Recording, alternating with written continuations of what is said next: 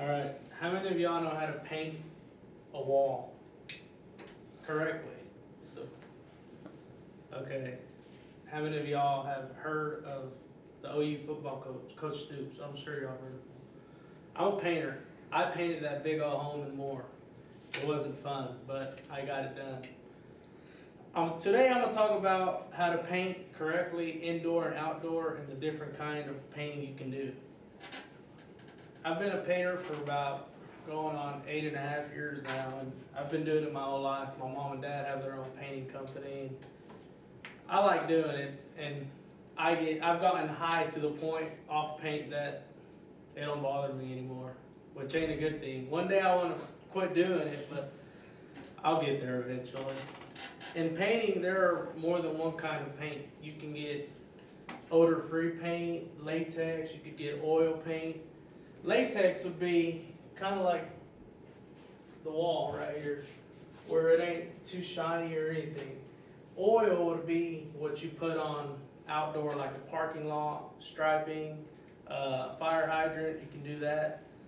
And then you could do like here, you could stain that with another kind of paint. I prefer to do eggshell, that way it don't get me that high, because oil paint will get you high if you don't do it correctly. Latex paint you could wash off with water if you put it on you and everything, but oil you can't wash it off with water. You got to have a thinner rag. But with thinner, you can't put that in a trash can or it'll burn. It happened to me one time. I painted with oil, got the rag and everything, threw it in the trash. My dad called me, hey, you caught the trash can on fire, and the fire department had to come. I got chewed out, whatever. We almost went to court for that, but oh well. Paint sheen. Paint sheen would be what kind of shine do you want on the wall. That would be kind of an eggshell. Eggshell would be kind of shiny, not too shiny. Flat would be literally it don't shine at all. And if you want gloss, you'll get it real shiny, like the windows shiny. I like to do eggshell more than anything. I've worked with a lot of people who prefer that more than anything. And if I were you, I would go with that. It would be beneficial to you and other people, because you can get that and you won't have a headache after that or anything. When you're painting outdoor and indoor, there's a big difference on what you're doing. When you're painting outdoor, you got to be careful for the wind hitting you and the wind hitting your bucket. I've had where I've been painting a wall and the whole 5-gallon bucket flew on me due to the wind. And literally, if that were your home and you had a whole bucket of yellow on your driveway, what would you do?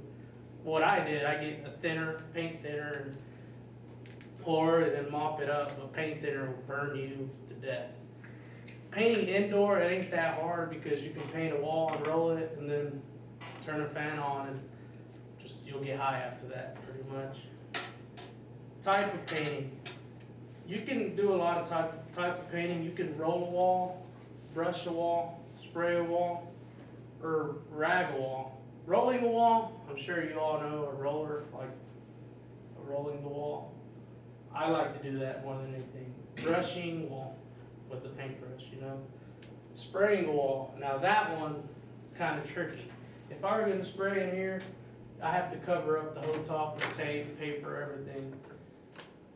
And ragging the wall, that would be when you get a kind of paint or a rag, and you, what do you call that?